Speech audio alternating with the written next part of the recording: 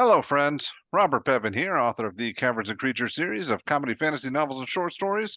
With me is Sam West, and today we are talking about was it feat? Yeah, feat. Uh, Adept of the Black Robes.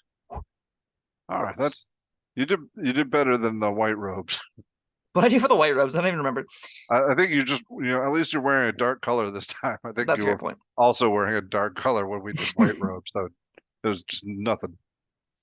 Fair. So this is from the Dragonlance Shadow of the Dragon Queen book, which means it works with the Dragonlance feats, which are all based around backgrounds or being a specific class. In the case, Sorcerer Wizard are the Initiative High Sorcery feats, which is what this builds off of if you want a specific kind of magic in that one called the Lunatari magic, right? Or is this the new Atari?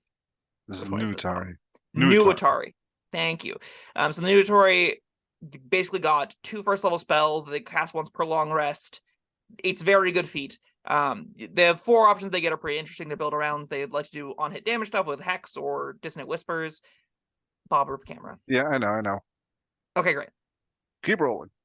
So yeah, you get Dissonant Whispers, False Life, Hex, or Rave Sickness from the Initiative High Sorcery. If you went Nuitari, which then is kind of a prerequisite to this, it's not as clear as I'd like it to be, but in any case, it goes into Out of the Black Rose. That is all to say. Ask your DM if you want to use these feats. Don't take them as backgrounds because backgrounds are really busted when they give you feats. Any case, this is the 4th level prerequisite Initiative High Sorcery New Atari feat. You choose the Moon New Atari to influence your magic, and your ambition and loyalty to the Order of the Black Rose has been recognized, granting you these benefits. You get ambitious magic, so you get a 2nd level spell of your choice. The 2nd level spell must be from the Enchantment or Necromancy school. You can cast the feat's 2nd level spell without a spell slot and must finish a long rest before you can cast it again this way. You can also cast the spell using spell slots you have at the appropriate level. Spellcasting ability is the one you chose when you gained the Initiative High Sorcery feat, which is going to be either Int, Wiz, or Charisma.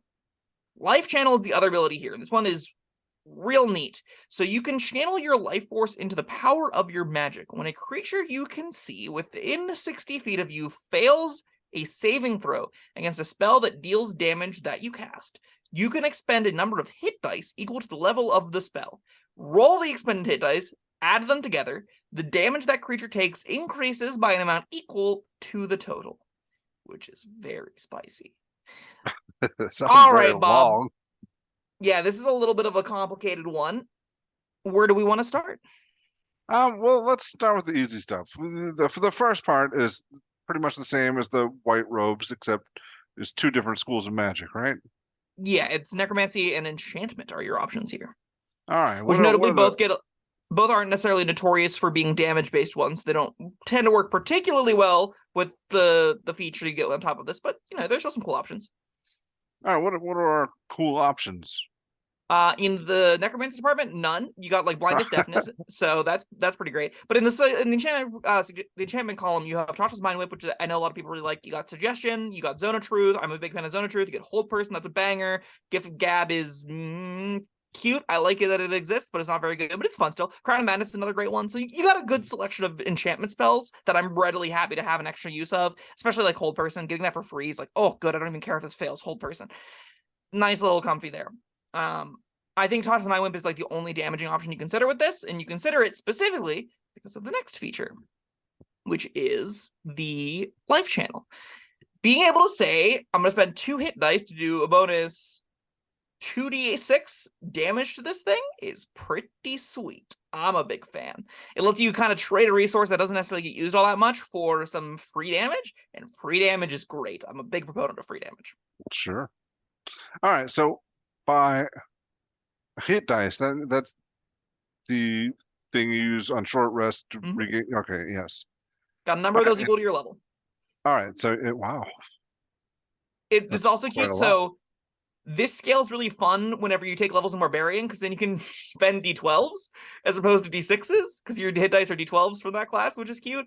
That's really memey. It's probably not that good because you can't cast spells while raging or anything like that. But if you want to go for a fun little bit, you can be like, great, I'm going to spend 40-12 for my 4 Barbarian levels and just nug this thing. That's cute. Paladin's probably where you actually want to be going with this, because Paladins get D10 hit dice, and D10s are bigger than D6s by a lot. And there's a non-amount of nonsense that can happen with like a sorcerer. I mean, paladins already love having excess spell slots to sink smites into, and now you can like smite and you can cast a big AoE spell and deal damage on top of that. Lots of cute little gimmicky stuff that you can do with hit dice scaling. But like on the base sorcerer wizard stuff, that's still fine to get extra free damage and spend a resource that you otherwise don't care about. That's what I love about that. This is it gives you walk me through an example of how to use this. Okay, I'm casting Fireball. We love Fireball. Fireball's great. Fireball's a 3rd level spell. I have to be a 5th level character to cast it. I've got 5 hit dice.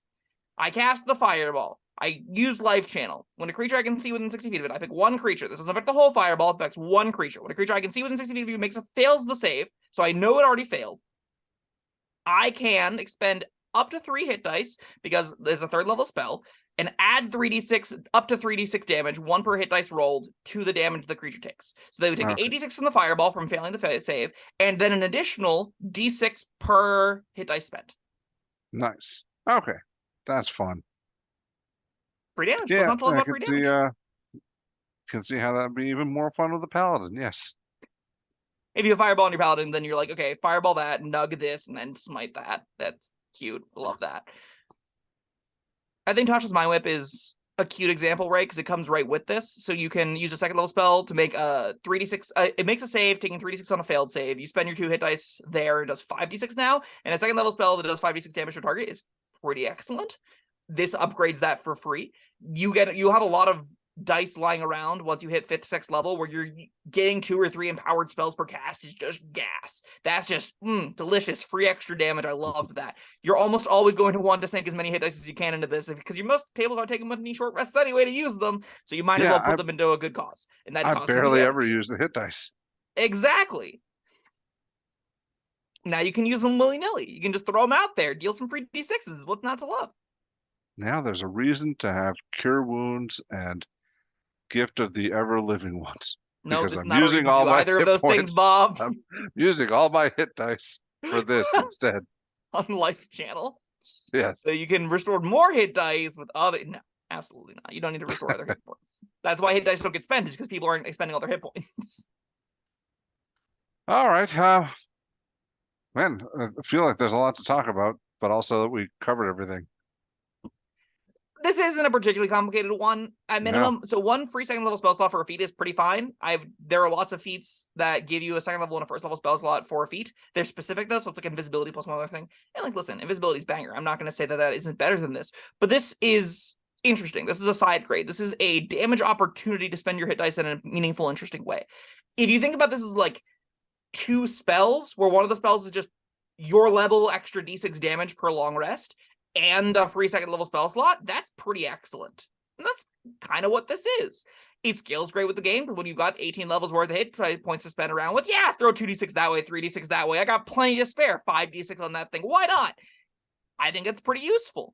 It's a little bit extra damage. There are almost no feats in this game that empower spellcasting like this. So this is one of the options where if I'm playing a sorcerer or a wizard, I'm going, okay, how do I get Adapt the Black Rose on my page, specifically just so I can improve my damage with Life Channel? Even if I'm an evoker that wants nothing to do with enchantment or necromancy, I want this on my page specifically because it's going to make I can use Life Channel to empower spells that nothing else in this game really can in a meaningful way.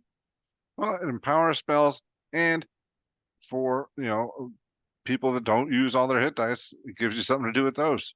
Yep. So that's that's a big deal. It is. This lets you use more of your character sheet for more powerful things, and that's great. All right, you got a rating? I think this is a 4. I think this is really excellent. I don't think it's breaking the game in half. 2d6 damage is not the end of the world. It is very good, though. So, like, I think if you are in the market for a wizard or sorcerer to get feats that they can, like, actually use proactively and meaningfully to contribute to empowering their fireballs, to empowering their, not scorching rays, but, any damaging saves, Adept the Black Rose, home run for you. This is exactly what you want to be doing. All right, yeah, I'll agree. 4 sounds about right. That was, Adept of the Black Robes. Thank you, Sam, and thank you everyone for joining us. Let us know what you think down in the comments. Hit the like and subscribe buttons and all those buttons. And that's that. We'll see you next time. Bye-bye. Thank you for watching. If you found this helpful, informative, or entertaining, I'd really appreciate it if you hit the like button below. You needn't smash it. A gentle tap will suffice. If you want to see more videos like this, subscribe to the channel. And make sure you check out the links in the description, where you'll find my Caverns and Creatures series of comedy fantasy novels, Sam's full review of the spell, and other fun things.